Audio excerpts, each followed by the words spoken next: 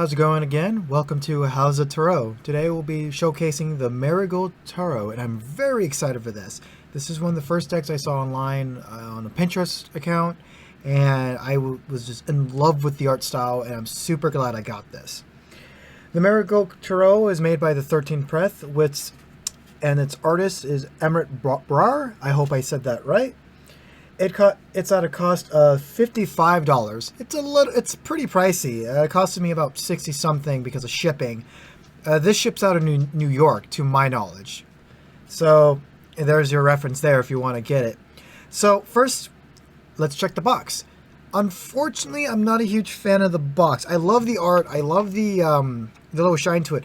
But one thing I don't like about it is it rattles a lot in all directions. And I prefer my decks to be tightly fit. Like I rather have a harder time pulling them out than the possibility of slipping out. It is a press fit between two sides, so open up slightly. And it does look a little snug. Mine got a little scratched in the mail. It has some dents and marks on it, but it's all right. I don't really care about that stuff. So unfortunately, I will give it credit. The cardboard quality on this is pretty tight. It is cardboard, but it has this outer layer that makes it feel velvety. It feels a little velvety. So because of the art and the kind of quality of the box, but it rattles and it doesn't hold the cards very well and not much else, I'm going to give it a 2 out of 5. Pretty decent, but yeah. Booklet score. So here's the thing. It does not come with a book. Oh, it does come with this. It came in the mail of these cool little portrait parts. That is strength, and that, I believe, is the 5 of rings. No, that's the 10 of rings card. So kind of a pre-showcase. On the back, we have 13 Press information and Amrit Brar information. That's kind of cool. Unfortunately, there's nowhere for me to put this, or at least the package doesn't provide me a way of putting this away. So I'm going to give this a bonus point. This is kind of cool if you can like laminate it or something. But yeah, I think it's okay. So 1 bonus point, just to clarify. But the booklet, there is none. This is, again, these two are the only things you get in the box. Well, not in the box, but in the package. What is provided to you is a PDF file of the booklet. And to the 13 Press's credit, it's a 70-page PDF file. I'll probably have it shown in the background or something as I'm talking about it.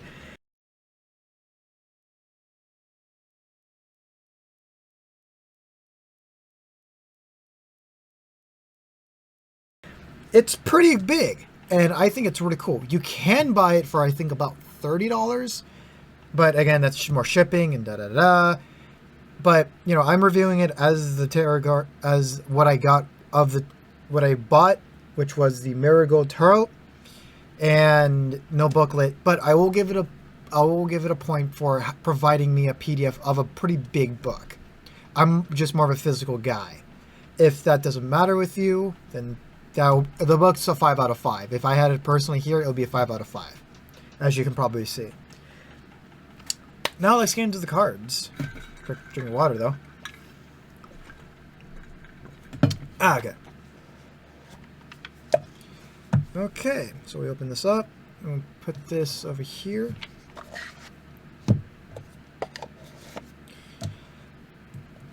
So, how do the cards feel? Well, I like them a lot. I actually like how the outline is all black. It's just completely a black deck. I like that style, I guess. The back of it can be played in reverse. And that is a marigold, as per the deck's name. Which I think that's really... Wait. Okay. I like my cards organized, so I didn't want that to be weird. That is pretty cool. One little nitpick is... So I like my cards slippery. But this is a little too slippery.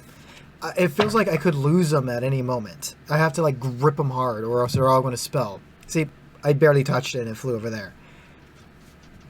So I will nick a 1 point away from that because it could be awkward dealing them out or such. But I'd rather have them loose than too tight. So it's just going to be a point. Outside of that, size is good. I like the black outline of the deck. The back art is pretty cool. So I'm going to give that a 4 out of 5 total. How about the art score? Well, you tell me. I love this art style. It's very spooky, but I don't know how to explain it, but it's stylized, and I'll give credit when it's stylized, and it's consistent with the style. It's consistent with its style, and it's just super cool. I thought to myself for a while about what would happen if the gold on these cards were foiled. And I realized that would be too much for me, in my opinion. Too glossy, right?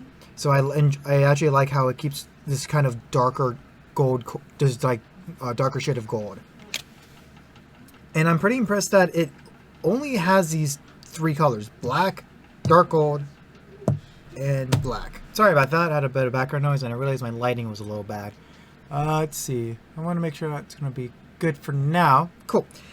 Where was I? Art. I really enjoy how it sticks with like 3 colors and just makes it pop. I'm not a very great artist. I'm not very good at art, but I can appreciate good art, and especially the 3 dimension. Like, look at the full here, like the hill in the background, the pomegranate trees and the back of the sides here, and the full sticks out in front. Like, that's some impressive skill. And that sort of skill applies to all the cards. And that is awesome. So I'm giving the art of this a 5 out of 5. It's really awesome, especially if you're into that sort of skeleton theme, because it nails it. Or more darker, morbid, I don't know. Lastly, the text score. So going back to the book, well, before the book, let's look at the box. We have the Marigold Toro on the top. The Marigold Toro by Amrit Brar. And a 78 card tarot deck rooted in life and death and gold. Rooted in life, death, and gold. And illustrated by, again, Amrit Brar. I hope you guys can see that. And again, so box text is pretty okay. But again, I'm counting the book, the PDF book that it was provided to me when I first bought it. That alone carries the entire text score segment. That book alone goes into very good detail of every piece of symbolism in the entire deck. Like, it explains what the legacy, not the legacy, but the lore around the marigold on the back, the lore about the outlining, the lore about why this art style, the lore about their particular gold. It's freaking awesome. And each of the major arcana has kind of a story with it. Explains what that is, what the card represents, and it has upright and downright position taglines. Or taglines, would it be a good word for it? I think. That's really cool. Only thing is with the 4 suits, the minor arcana, it only goes in that much detail with the ace, page, queen, and king. And I forgot, ace, page, knight, and queen and king. Only goes into detail with those. 2 through 10, it just briefly goes over upright and downright. But in my opinion, that's okay. Well, I would rather have explanation, but I understand that's a lot of cards to write out for, and it's already 70 pages. So that book alone carries it. I just wish I could have it in like my only thing is I wish I could have it in a mini book rather than me having to purchase it for 30 something bucks. But that alone gives the text score a 5 out of 5. And as I mentioned earlier, it has a bonus score of +1 because these are pretty cool. I just wish I had a better place for these. Okay, we're going to go in our showcase. And we're back. I have the cards laid out. I try getting them lined up, but they just kind of float on their own sometimes. They're very slippery. Like I said, it may be awkward, like lining it up on a small suit, or I'm still learning how to lay out the cards. So I wouldn't give you. I couldn't give you that expertise. If maybe you're watching and you know how to lay out the cards, you could tell me if that would be an issue in the comments below. All right, starting with the Major 22. Again, I just love these looks. So yeah, starting with, of course, number 0, the Fool. Just making sure that's lined up for everything else. Yep. The Fool. The Magician. The High Priestess. The Empress. The Emperor. The Hierophant. The Lovers. The Chariot. Strength. Oh, would you look at that? Told you. Oh. As soon as I say they're loose, now they are glued to my paper background. Would you look at that? That's kind of cool. All right. The Hermit. Wheel of Fortune. Justice. The Hangman. Death. Temperance. The Devil. The Tower. The Star. The Moon. The Sun. Judgment. And the World. Now that I'm looking at these in bigger detail, I want to say it's pretty interesting, the Star, Moon, and Sun, Lion, Bat, and Bird, or some sort of hawk. That's kind of an interesting choice, but I think that's pretty cool. All right.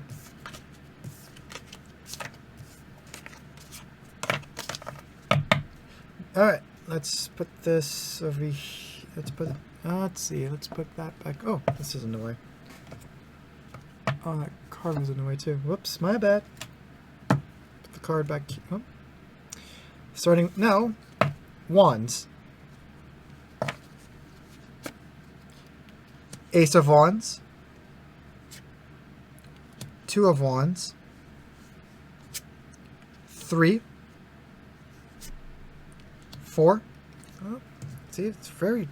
Look at that. They keep exploding. They're possessed. They're spooky to cards. Okay, 5 of Wands. 6 of Wands. 7 of Wands.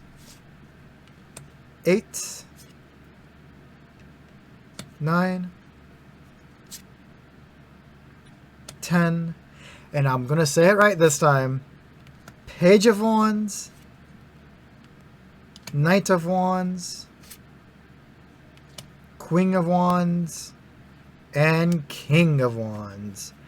I actually like how each wand, quote, is a flower. I'm not a botanist or anything. Yeah, I hope that was the right word for it. But I recognize the sunflowers, and that's it. I think that's cool. And a rose. I think that's kind of a cool theme with that. That's pretty cool. It's pretty cool. I like using that word a lot. All right, swords. Cops. Duh. Swords is next, though.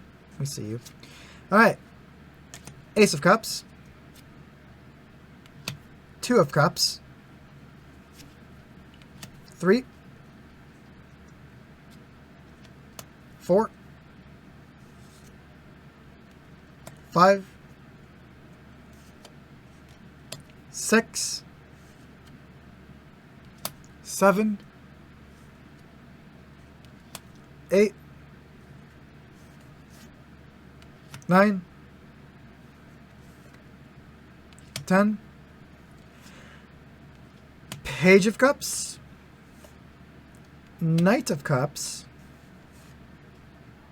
Queen of Cups, and King of Cups. So this one's theme is pretty cool too. Like all of them are half skulls or skull cups, but each one of them have their own imagery and different things coming out of them. Like mostly, it seems like mostly flowers and plants for the most part. This one has like coins. So that's kind of cool. I have to admit I haven't read too deep into the book, 70 pages, and I will soon. But I'm very curious of the symbolism with that. All right, now we start with swords, like I said earlier. Ace of Swords, Two of Swords, 3. I like this. Something to derail this a little bit. Something I liked about 3 of Swords is always 3 swords piercing the heart, and I like how this still does that, even though everything else seems to be out of the usual style. Say for 10 of Swords, as I'm looking ahead, but that's cool. I like how it's consistent with that. All right, 4 of Swords, 5, 6, 7, 8, 9, 10. Like I mentioned earlier, 10 is where all those swords are in the person. So I kind of like that. I kind of like how it kept on that. So that was cool. Page of Swords, Knight of Swords, Queen of Swords, and King of Swords. The imagery here is mostly, well, the swords, but different types of swords. Scimitars, knives, a lot of different knives, actually. 90% knives. But, so, that's pretty cool. Rings, or this one, well, this usually it's pentacles, but this one's is rings, so I'll be saying them accordingly. Ace of Rings. 2 of Rings. 3, 4, 5, 6, 7, 8, 9, 10. Page of Rings, Knight of Rings, Queen of Rings, and King of Rings. Alright, that concludes our showcase. What was your favorite tarot card out of the deck? Me personally, I liked, if I had to pick, I like the Emperor look a lot. I don't know, I just, it to me it looks cool of the guy in the chair, and especially his like little footstool, and he's just there. Like, I don't know, that this gives me more Emperor vibes with the probably it's the hat and the floral background. That's cool. I also liked what was one of the rings? I like Knight of Rings. You got some spunk. So that concludes everything. Again, what was your favorite card out of the deck? Would you consider buying this? Leave a comment down below. And don't forget to hit like and subscribe for more content. I have plenty more decks below, but if you have a recommendation, or if you have a recommendation for one, again, leave a comment down below. I look forward to it. Alrighty then. You have a good one.